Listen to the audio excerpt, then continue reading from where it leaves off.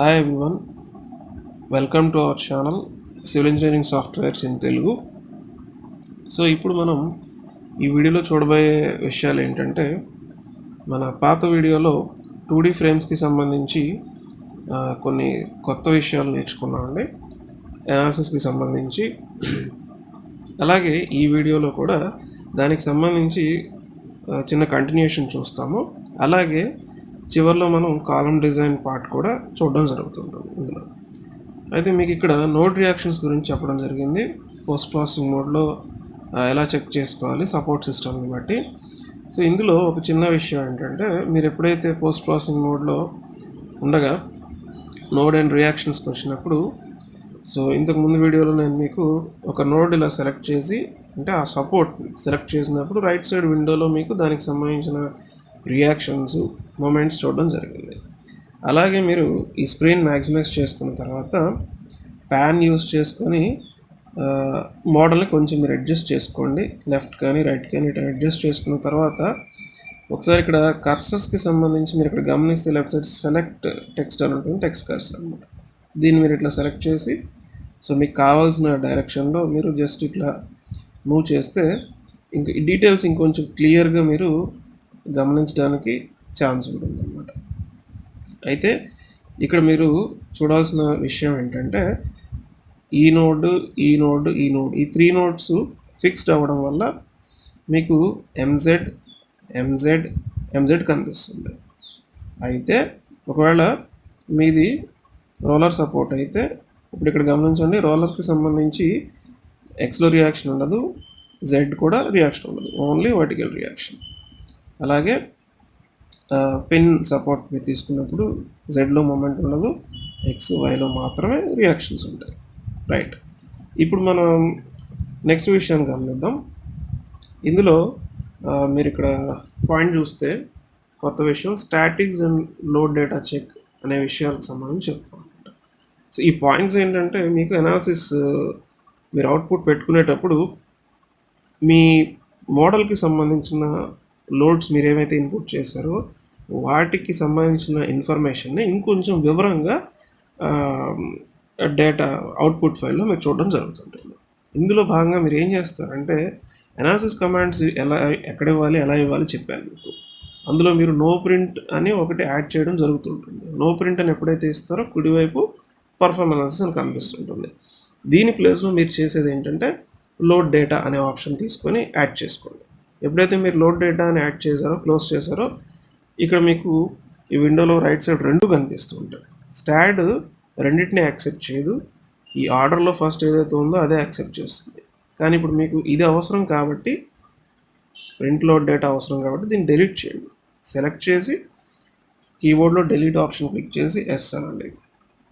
ఇప్పుడు ఒకసారి ఫైల్ మీరు ఎగ్జిక్యూట్ చేసిన తర్వాత అవుట్పుట్ ఫైల్లోకి వెళ్ళి ఒకసారి వివరాలు ఏమున్నాయనేది ఒకసారి సింపుల్గా చూద్దాం. సో లోడ్ డేటా చెక్ అన్నప్పుడు మీకు ఏంటంటే, మీరు ఇచ్చిన లోడ్స్కి సంబంధించిన వివరమే అక్కడ ఉంటుంది. సో అవుట్పుట్ ఫైల్కి వెళ్ళినప్పుడు జస్ట్ మీరు స్క్రాల్ చేయండి. కిందకి స్క్రాల్ చేసినప్పుడు ఇక్కడ గమనిస్తే మీరు కేవలం యూడిఎల్ నోడల్ లోడ్స్ ఇచ్చారు. సో యూడిఎల్స్ మీరు ఎక్కడెక్కడ ఇచ్చారు, ఏ బీమ్కి ఇచ్చారు, ఎంత వాల్యూ ఏ డైరెక్షన్లో ఇచ్చారు అనేది మీకు ఇక్కడ కనిపిస్తుంటుంది. అలాగే జాయింట్ లోడ్స్ అంటే నోడల్ లోడ్స్ ఏ నోడ్స్ దగ్గర ఏ డైరెక్షన్లో ఎంత వాల్యూ ఇచ్చారు అనేది కనిపిస్తుంటుంది. ఫినిష్. ఇప్పుడు మళ్ళీ అనాలిసిస్ ప్రింట్కి వచ్చేసి ఈసారి నేను స్టాటిక్స్ చెక్ ఆప్షన్ యాడ్ చేసుకుంటాను. యాడ్ అండ్ క్లోజ్ అనండి. ఇంతకుముందు చెప్పినట్టుగా స్టాటిక్స్ చెక్ కావాలి కాబట్టి లోడ్ డేటాను డిలీట్ చేయండి. రైట్, ఒకసారి మళ్ళీ మీరు ఫైల్ ఎగ్జిక్యూట్ చేయండి. ఎగ్జిక్యూట్ చేసి మళ్ళీ సేమ్ అవుట్పుట్ ఫైల్లో చెక్ చేసుకోండి. సో స్టాటిక్స్ చెక్స్లో ఇంకొంచెం అడిషనల్ ఇన్ఫర్మేషన్ మీకు వస్తుంది. సో అవుట్పుట్ ఫైల్లో మీరు గమనిస్తే, సో టోటల్ అప్లైడ్ లోడ్ దగ్గర మీరు ఇక్కడ చూడండి, సమ్మేషన్ ఆఫ్ ఫోర్స్ ఎక్స్ డైరెక్షన్లో టోటల్ లోడ్ మీరు అంత ఇచ్చారు. ప్రతి నోడ్ దగ్గర 2 ఇచ్చారు కిలోన్యూటన్స్, 5 నోట్స్ కలిపి మీకు 10. అలాగే వై డైరెక్షన్లో మీకు 300 కిలోన్యూటన్స్ అని కనిపిస్తుంది. అంటే దీని అర్థం ఏంటంటే, మీరు ఒక కంప్లీట్ బీమ్ స్పాన్ లెవెల్లో 5 కిలోన్యూటన్ చొప్పున లోడ్ టోటల్ 12 మీటర్ స్పాన్కి ఇచ్చారు. అదేవిధంగా మీకు మొత్తం పైనుంచి కింద వరకు ఎన్ని ఫ్రేమ్స్కి ఇచ్చారు అనే దాని గురించే ఈ లోడ్ అనమాట. టోటల్ లోడ్ ఆ వాల్యూ మీరు ఇక్కడ చూసుకుంటున్నారు. కిలోన్యూటన్స్ మీకు ఇక్కడ ఏదైతే కనిపిస్తుందో దాని అర్థం అనమాట. సో 5 కిలోన్యూటన్ పర్ మీటర్ అనే యూడిఎల్ లోడ్ టోటల్గా ఈ ఓవరాల్ స్పాన్ మీద ఎంత తీసుకున్నారు, అలాగే 2, 3, 4, 5, సో 5 లెవెల్స్లో తీసుకున్నారు. సో దానికి సంబంధించిన ఫిగర్ 300 కిలోన్యూటన్స్ అనమాట.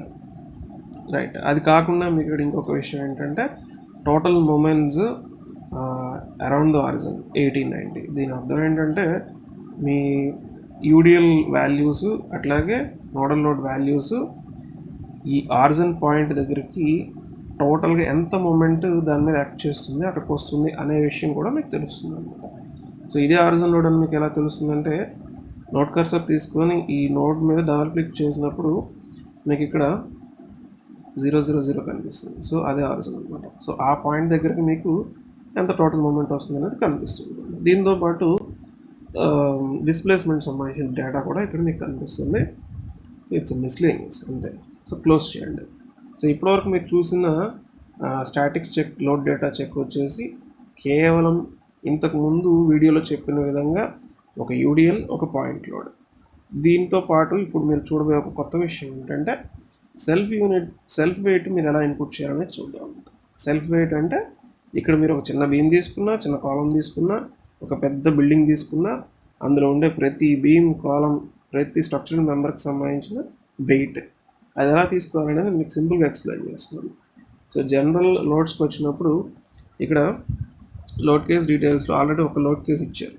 రైట్. ఇది సెలెక్ట్ చేసి యాడ్ అని ఇక్కడ సెల్ఫ్ వెయిట్ అని కనిపిస్తుంది సారా, y-1 add and close. So ఇది మీ సెల్ఫ్ వెయిట్. ఇక్కడ కూడా క్వశ్చన్ మార్క్ కనిపిస్తుంది చూసారా. సో అసైన్ టు వ్యూ అనండి. అసైన్ అంటే టోటల్ స్ట్రక్చర్కి నాకు సెల్ఫ్ వెయిట్ కావాలి. సో అందుకని ఇచ్చాను అనమాట. ఇక్కడ బాగా గమనించాల్సిన విషయం ఏంటంటే సెల్ఫ్ వెయిట్నే మనం గ్రావిటీ లోడ్స్ అని కూడా అంటాం అనమాట. సో ఎప్పుడైతే గ్రావిటీ అని మీరు చెప్తున్నారో, so gravity in the sense అది ఎప్పుడు acting downwards in Y direction. అందుకనే డౌన్వర్డ్స్ అన్నాం కాబట్టి మనం -1 ఇచ్చాం అనమాట Y direction. That's it. So ఇక్కడ మీరు చేయవలసింది ఏంటంటే పాయింట్ ఇంతకుముందు చెప్పినట్టుగానే లోడ్ డేటా తీసుకోండి. అనాలిసిస్ దగ్గర లోడ్ డేటా తీసుకోండి. స్టాటిక్స్ చెక్ తర్వాత చెక్ చేద్దాం. రైట్. సో మీరు ఇది ఎగ్జిక్యూట్ చేస్తే ఇంతకుముందు అవుట్పుట్ ఫైల్లో మీరు చూసినప్పుడు 300 కిలోన్యూటన్ అనే ఒక వాల్యూ చూశారు. సో మీకు గుర్తుందని నేను అనుకుంటున్నాను.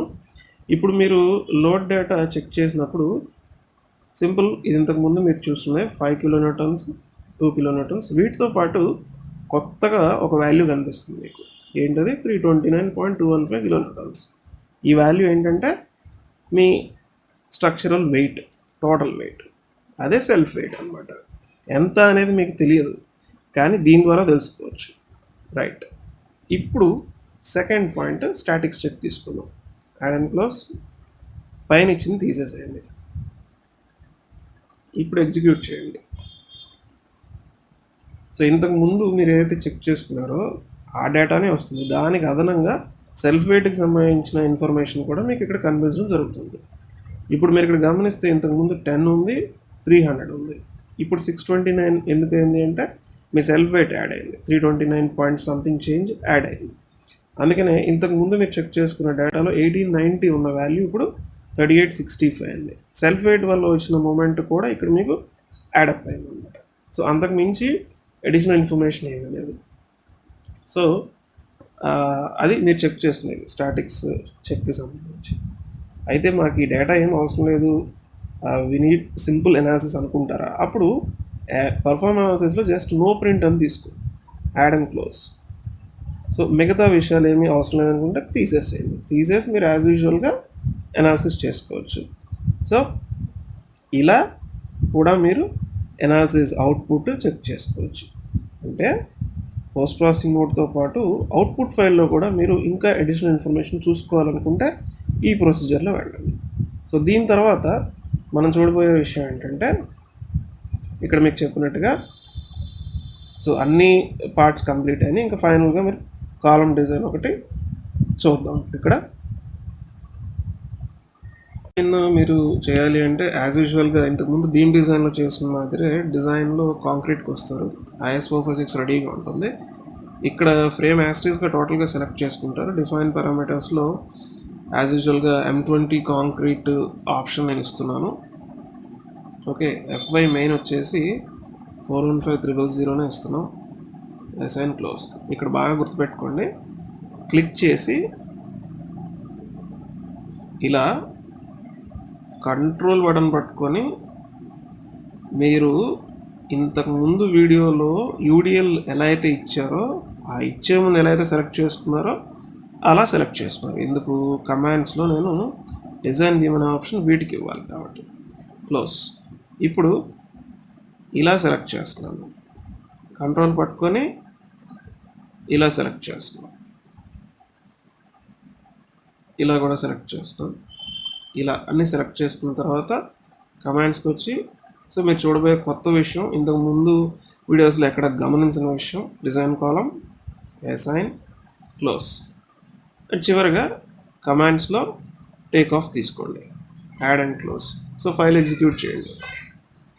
సో ఫైల్ ఎగ్జిక్యూట్ చేసినప్పుడు మీకు ఒకటి ఇంతకుముందు వీడియోస్లో చెప్పిన విధంగా మీ మోడలింగ్ మోడ్ స్క్రీన్ మీద డిజైన్ చెక్ చేసుకోవచ్చు, లేదంటే అవుట్పుట్ ఫైల్ కూడా వెళ్ళి చెక్ చేసుకోవచ్చు. ఒకసారి అవుట్పుట్ ఫైల్లో చూద్దాం.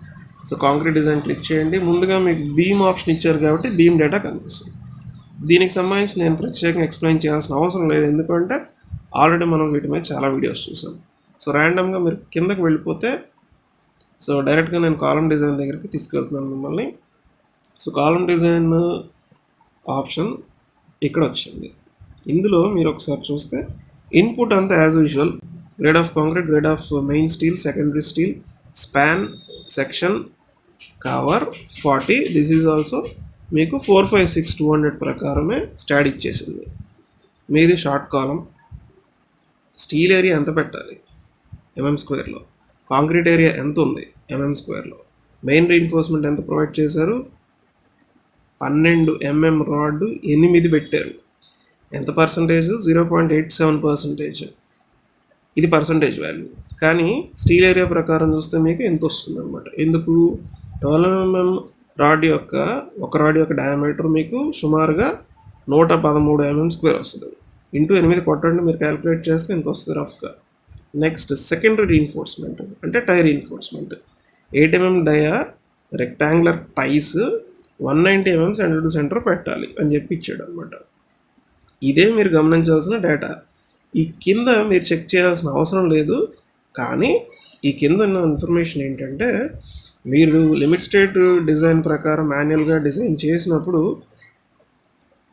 IS456-2000తో పాటుగా SP16 అనే కోడ్ కూడా ఒకటి యూజ్ చేయడం జరుగుతుంది. అందులో మన కాంక్రీట్ గ్రేడు, స్టీలు, మీ యాక్సియల్ లోడు, పర్సంటేజ్ ఆఫ్ రీఇన్ఫోర్స్మెంట్ని బేస్ చేసుకొని మీ కాలం ఎంత యాక్సియల్ లోడ్ తీసుకోగలదు, ఎంత బెండింగ్ మూమెంట్ తీసుకోగలదు అనే వివరాలు కూడా మీరు చూసుకోవడం జరుగుతుంటుంది.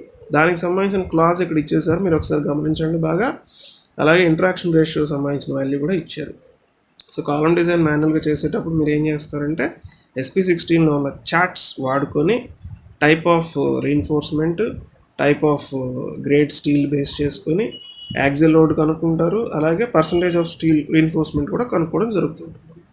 అది పాయింట్. అయితే ఇక్కడున్న విషయం ఏంటంటే, బేస్డ్ ఆన్ రీఇన్ఫోర్స్మెంట్ తగ్గట్టుగా మీ కాలం ఎంత కెపాసిటీ, అలాగే ప్రొవైడెడ్ అంటే ఇన్ని రాడ్లు ఈ పెడితే అది కెపాసిటీ ఎంత తీసుకుంటుంది. యాక్చువల్గా అయితే మీకు ఇంత కెపాసిటీ సరిపోతుంది, కానీ మీరు పెట్టిన కెపాసిటీ ప్రకారంగా ఇంత తీసుకుంటుంది. అంటే దీని అర్థం ఏంటంటే, మీకు ఇంత స్టీల్ ఏరియా సరిపోతుంది, రిక్వైర్డ్ స్టీల్ ఏరియా. అయితే మీరు ప్రొవైడెడ్ స్టీల్ ఏరియా చూసినప్పుడు మీరు పెట్టిన పర్సంటేజ్ ప్రకారంగా మీ కాంక్రీట్ స్ట్రెంత్ ఇంకా పెరిగిద్ది ఆబ్వియస్లీ, అప్పుడు ఇంత తీసుకుంటుంది అనమాట, కెపాసిటీ పెరుగుతుంది. ఇదే మీకు కంప్లీట్గా ఉంటుంది చివరి దాకా. కిందకి వెళ్తే మీకు యాజ్ యూజువల్గా కాంక్రీట్ క్వాంటిటీ, స్టీల్ క్వాంటిటీ కూడా ఇక్కడ మీకు లభిస్తూ ఉంటుంది అనమాట.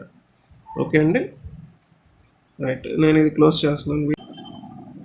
సో కాలం డిజైన్ మీరు అవుట్పుట్ ఫైల్లో చెక్ చేసుకున్న తర్వాత, సో మెయిన్ స్క్రీన్లో మీరు చూసుకున్నప్పుడు, సో ఇక్కడ ఏదైనా ఒక కాలం మీద డబుల్ క్లిక్ చేయండి. సో డబుల్ క్లిక్ చేసినప్పుడు యాజ్ యూజువల్గా బీమ్ డిజైన్లో వచ్చినట్టుగానే ఇక్కడ కూడా కాంక్రీట్ డిజైన్ అని వస్తుంది. సో ఇంతకుముందు వీడియోస్లో మీకు చెప్పిన విధంగా ఇక్కడ పొరపాటున కాంక్రీట్ డిజైన్ రాలేదు అంటే ఈ కాలం ఫెయిల్ అయినట్లు లెక్క. ఓకే, సో ఈ విండోలో మీరు ఏం చెక్ చేసుకుంటున్నారంటే as usual input and output. So ఇది క్రాస్ సెక్షన్, మీకు concrete section 230 width 450 depth. So ఇక్కడ మొత్తం మీకు 8 రాడ్లు కనిపిస్తున్నాయి, 12. అదే ఇక్కడ ఇచ్చారు 8, 12. పర్సంటేజ్ ఆఫ్ స్టీల్ 0.87 ఇచ్చారు. యాజ్ పర్ IS 456/2000 మీకు కాంక్రీట్లో మినిమం పర్సంటేజ్ ఆఫ్ స్టీల్ 0.8% ఉంటుంది, మ్యాక్సిమం 4%, కొన్ని పర్టికులర్ కేసెస్లో 6% ఆఫ్ స్టీల్ కూడా మీరు తీసుకోవచ్చు. సో అంటే ఏరియా ఆఫ్ స్టీల్ యాక్చువల్గా రిక్వైర్డ్ వచ్చేసి 134 mm², కానీ ప్రొవైడెడ్ వచ్చేసి అవుట్పుట్ ఫైల్లో చూసినట్టుగా 908 mm² చేంజ్ సంథింగ్ వస్తుంది అనమాట. సో ఉదాహరణకి మీరు ఒకసారి క్యాలిక్యులేటర్ తీసుకొని మీరు మీ క్రాస్ సెక్షన్ ఏదైతే ఉందో 230/450 ఒకసారి ఇలా మల్టిప్లై చేయండి. 230 × 450 × 0.8 /100. సో వస్తే మీకు ఎంత వస్తుంది? 828 mm². అది మినిమం స్టీల్ మీరు పెట్టవలసింది, డివైడెడ్ బై 113, అంటే ఒక 12 mm రాడ్ యొక్క డయామీటర్. ఎన్ని వచ్చాయి మీకు? 7.3 సంథింగ్. అంటే దీని అర్థం ఏంటి? నెక్స్ట్ రౌండ్ ఫిగర్ మీరు తీసుకుంటే 7 పాయింట్ ఎంత ఉన్నా నెక్స్ట్ ఈవెన్ నెంబర్ తీసుకోవాలి. సో 8, అందుకని స్టాడ్ 8, 12 పెట్టింది అనమాట. ఇది మినిమం స్టీల్ అంటే. ఒకవేళ మీరు మ్యాక్సిమం చూడాలనుకుంటే 230 × 450 వేయండి, × 4/100. 4140 mm² స్టీల్ మీరు మ్యాక్సిమం పెట్టవచ్చు. అలా పెట్టే లెక్క అయితే డివైడెడ్ బై 112లో చూద్దాం. దాని మేము రాడ్ తీసుకుంటే 36 నుంచి 37 రాడ్లు పెట్టవచ్చు మ్యాక్సిమం స్టీల్ అంటే అది, రైట్. కానీ ఇక్కడ ఈ కాలంకి వచ్చిన యాక్సిల్ లోడు మొమెంట్ ప్రకారం స్టాడ్ క్యాలిక్యులేషన్లో మీకు 134 mm² స్టీల్ పెడితే సరిపోతుంది. మీకు అనుమానం రావచ్చు, మినిమమే 800 mm² వస్తున్నప్పుడు ఇంత తక్కువ ఎందుకు వస్తుంది అంటే grade of concrete, grade of steel, అలాగే రెక్టాంగులర్ క్రాస్ సెక్షన్ మీరు తీసుకున్న విధానాన్ని బట్టి అంత వాల్యూ వస్తుంది. ఒకవేళ మీకు ఇందులో ఏమైనా చెక్ చేయాలని అనిపించింది అనుకోండి, ఈ క్రాస్ సెక్షన్ బాగా తగ్గించండి. తగ్గించిన తర్వాత మీరు ఒకసారి ఏరియా ఆఫ్ స్టీల్ చూడండి, చూస్తే అప్పుడు మీకు అవగాహన వస్తుంది. మీరు చేయాలి అంటే మీరు ట్రై చేయొచ్చు, లేదంటే ఎగ్జాంపుల్ కోసం నేను మీకు ఒకసారి చేసి చూపిస్తున్నాను. సో క్రాస్ సెక్షన్ నేను 230/300 తీసుకున్నాను, చేంజ్ చేసాం, ఫైల్ ఎగ్జిక్యూట్ చేస్తున్నాను నేను. మళ్ళీ అదే కాలం మీరు ఒకసారి చెక్ చేయండి. సో అది ఏ కాలం అంటే ఇంతకుముందు మీరు తీసుకున్నది ఇదే కాలం. ఇప్పుడు మీరు గమనించండి, ఏరియా ఆఫ్ స్టీల్ యాక్చువల్గా తక్కువ తీసుకున్నాడు వాడు, మినిమం స్టీల్ కంటే ఇంకా తక్కువ తీసుకున్నాడు. అయితే ఇక్కడ స్టీల్ రిక్వైర్డ్ అనేది కూడా మీకు తగ్గింది. సో 112 mm² వచ్చింది మీకు. అయితే ఇక్కడ ఇంకొక విషయం గమనించండి, యాక్సిల్ లోడ్ ఇంతకుముందు 149 ఉంది, ఇప్పుడు ఎంత అయింది? 124 అయింది. ఎందుకు అయింది? చాలా చిన్న విషయం, సెల్ఫ్ వెయిట్ తగ్గిపోయింది. తగ్గిపోవడం వల్ల మీకు ఏమైంది? యాక్సిల్ లోడ్ కూడా తగ్గిపోయింది. దాంతో మీకు ఏరియా రిక్వైర్డ్ తగ్గిపోయింది, పర్సంటేజ్ తగ్గిపోయింది. ఇంతకుముందు 8, 12 పెట్టాల్సింది ఇప్పుడు 4, 12 పెడితే సరిపోయింది అనమాట. అది విషయం. అయితే దీనికంటే మీరు ఇంకా డిఫరెంట్గా ట్రై చేయాలి అనుకుంటే ఇంతకుముందు తీసుకున్నట్టుగానే 230/450 తీసుకోండి. కానీ లోడ్ ఇక్కడ మీరు ఏదైతే ఇచ్చారో 5 బదులు 15 ఇవ్వండి, 20 ఇవ్వండి, 30 ఇచ్చి అప్పుడు డిజైన్లో ఏమైనా చేంజెస్ వచ్చాయో లేదో మీరు గమనించండి. సో గమనించి మీరు ప్రాక్టీస్ చేయండి, అది ఒక కొత్త విషయం. తర్వాత చివరిగా నేను ఇంకొక విషయం చెప్దాం అనుకుంటున్నాను. పోస్ట్ ప్రాసెసింగ్ మోడ్కి వస్తున్నాను. ఇందులో మీకు ఇంతకుముందు పోస్ట్ ప్రాసెసింగ్ వీడియోస్లో చెప్పినట్టుగా బీమ్, ఫోర్సెస్, సమ్మరీకి వచ్చి మ్యాక్సిమం ఎఫెక్ట్స్ క్లిక్ చేస్తే ఈ టోటల్ ఫ్రేమ్లో మీకు ఏది మ్యాక్సిమంలో కాలం అనేది మీకు తెలుస్తుంది. ఇక్కడ ఈ టోటల్ ఫ్రేమ్లో మీకు ఇది మ్యాక్సిమం యాక్సిల్ లోడ్ ఉన్న కాలం అని మీకు అర్థమవుతుంది. అంటే దీని అర్థం ఏంటంటే ఈ కంప్లీట్ ఫ్రేమ్లో మీరు ఇచ్చిన లోడ్స్ ప్రకారంగా అవి యూడిఎల్స్ కావచ్చు, లేదంటే సైడ్ నుంచి ఇచ్చిన లోడ్స్ కావచ్చు, వీటి ప్రకారంగా యాక్సిల్ లోడ్ ట్రాన్స్ఫర్ మ్యాక్సిమం ఎక్కడికి వచ్చింది అనేది మీరు చూస్తే ఇదే వస్తుంది.